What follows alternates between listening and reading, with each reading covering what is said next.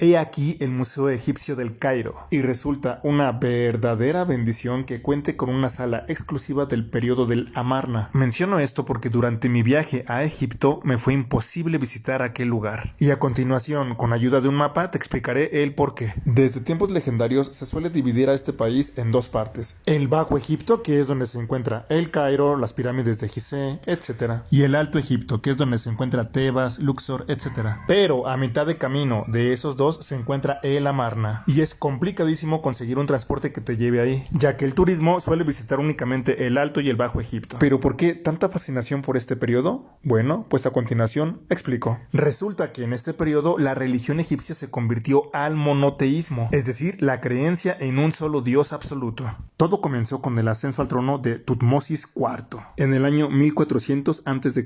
Y es así como el poder político empezó poco a poco a desligarse del dios Amón, cuyo culto estaba concentrado en la capital de Tebas, y progresivamente se iba popularizando el culto al dios del sol bajo la apariencia de Atón, el disco solar. El hijo de Tutmosis IV, Amenofis III, aproximadamente por el año 1390 a.C., prosiguió con esta política y, en su condición de monarca, reinstauró el culto centrado en el sol, que había caracterizado a la era de las pirámides 1000 años atrás. Amenofis III también era conocido como Amenhotep III, y tuvo un hijo llamado Amenofis IV, o mejor conocido como Akenatón, quien reinó por el año 1353 a.C.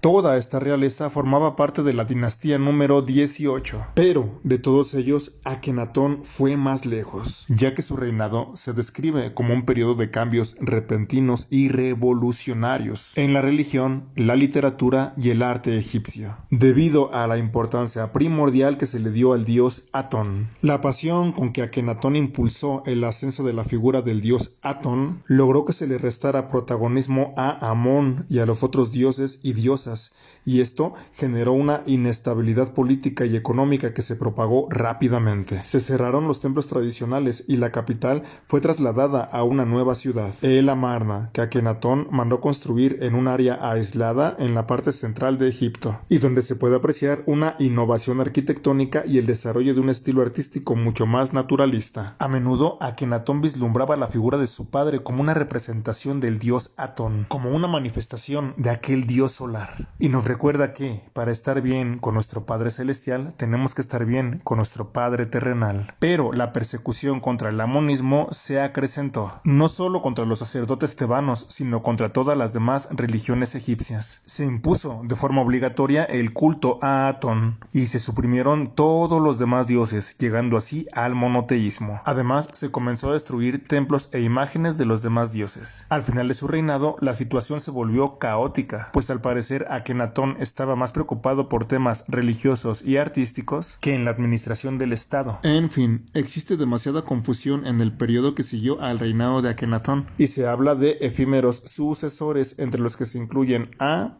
su esposa Nefertiti, un funcionario de su corte llamado Ay, quien tenía gran influencia, y por supuesto su hijo Tutankamón, quien posteriormente adoptaría el nombre de Tutankamón, quien restauró el viejo orden, regresando a Tebas y retornando nuevamente el culto de los dioses tradicionales con Amón al frente. Atón y el propio Akenatón, al que se conoció desde entonces como el hereje de Amarna, simplemente fueron borrados de todos los registros oficiales.